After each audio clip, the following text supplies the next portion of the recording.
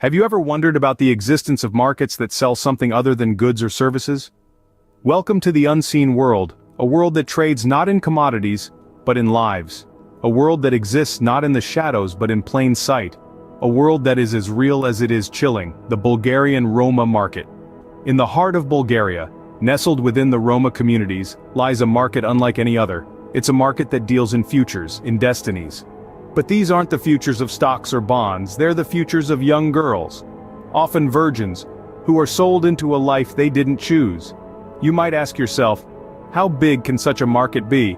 The answer, regrettably, is far bigger than any of us would like to believe. Hundreds, sometimes thousands of girls are sold in this market every year. Each one a story of lost innocence, each one a testament to a tradition that refuses to die out. The roots of this market stretch back generations. It's a tradition steeped in a culture that views women as commodities, as items to be bartered. A culture that values virginity not for its sanctity, but for its price tag. It's a practice that has endured, not because it's accepted, but because it's hidden, cloaked in a veil of secrecy and silence. But to truly understand this market, it's important to look beyond the numbers. Behind every statistic is a face, a name, a life. These are girls, as young as 13, 14, who are thrust into a world they're not ready for. A world that robs them of their childhood, their dreams, their future. This is the unseen world of the Bulgarian Roma market, a place where innocence is lost. It's a market that trades in despair, in lives shattered before they've even begun. It's a market that exists not in the pages of a dystopian novel, but in the harsh reality of our world. It's a market that, until we choose to see it, will continue to thrive in the unseen. What is the price tag attached to innocence in such a market? This question may seem unthinkable, yet it is a reality for many young girls in the Bulgarian Roma market. Let's delve into the figures. The average selling price for these girls, believe it or not, hovers around a few thousand euros. The highest price ever recorded? An astonishing 50,000 euros, a sum that most Bulgarians can only dream of. On the other end of the spectrum, the lowest transaction has seen girls traded for a mere few hundred euros, a price lower than a basic smartphone. Now you might be wondering, what determines these prices?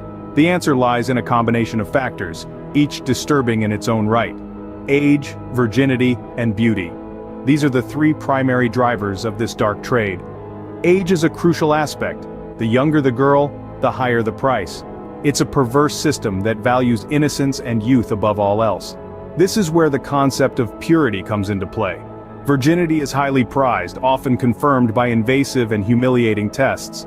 And the price? It skyrockets for these so-called pure girls. Beauty, as subjective as it may be, is another determining factor. Girls perceived as more attractive fetch higher prices, reinforcing harmful beauty standards and objectification. These prices, as outrageous as they may seem, are a reflection of the demand in this market. It's a grim reminder of the lengths people are willing to go to exploit innocence for their gain. And while these numbers might be hard to comprehend, they are a stark reminder of the reality that these girls face every day. Each euro represents a stolen childhood, a shattered dream, a life forever marred by exploitation. In this market, innocence has a price, and it's a price far too many are willing to pay. Who are the people willing to pay such a price for a human life? Let's delve into this dark corner of humanity, where individuals, driven by various motivations, participate in the buying of young girls in the Bulgarian Roma market. The demographics of these buyers are as varied as their motivations. Data collected over the past few years reveal that the age range of these buyers stretches across several decades. Many are middle-aged men, between 40 and 60 years old, although there are also younger and older individuals involved. Their socioeconomic backgrounds are equally diverse. Some are wealthy individuals, using their excessive resources to exploit the vulnerable. Others come from more modest means, scraping together every bit of savings to procure a young bride. Nationality, too, plays a significant role in this grim market. The majority of buyers are Bulgarian, but there are also individuals from across Europe and even further afield. This international involvement speaks to the reach of this horrifying trade, crossing borders and disregarding the sanctity of human rights. So what drives these individuals to participate in such a market? Many are motivated by a twisted sense of tradition, viewing the purchase of a bride as a customary practice within their community. Others are driven by power and control, seeing the acquisition of a young bride as a demonstration of their dominance.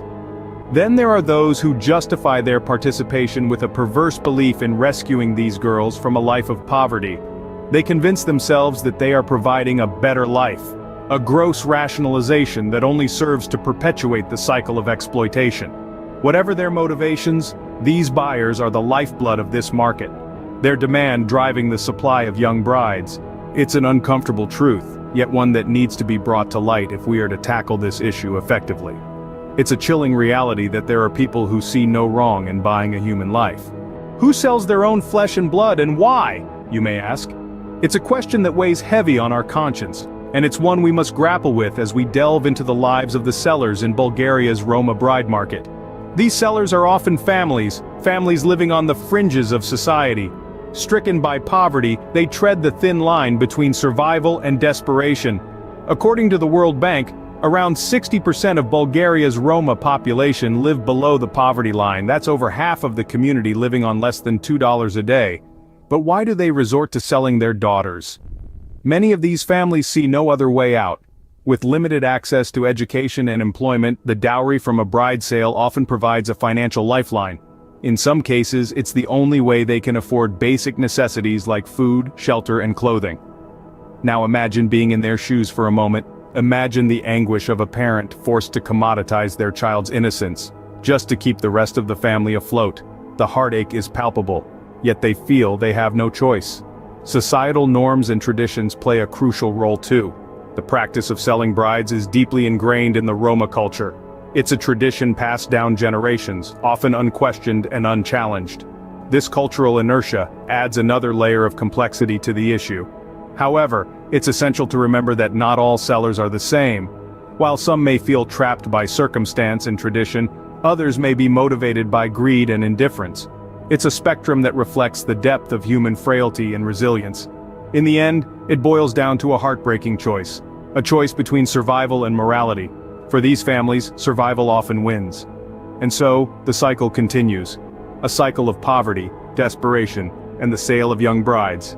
It's a grim reality that underscores the urgent need for change and intervention. For these families, it's a choice between survival and morality, and survival often wins. Is there hope for these girls and what's being done to end this horrifying trade?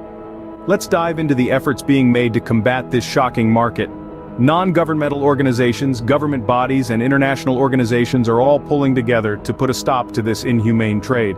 For instance, NGOs are actively working on the ground to raise awareness of the issue and provide support for the victims. They're rolling out educational programs to change societal attitudes and beliefs that perpetuate this trade. They're also providing vocational training to these girls, equipping them with skills that offer an alternative to being sold. On a governmental level, Bulgarian authorities are implementing stricter laws and penalties for those involved in this trade. They're increasing their surveillance of such activities and are working towards enhancing the enforcement of existing laws.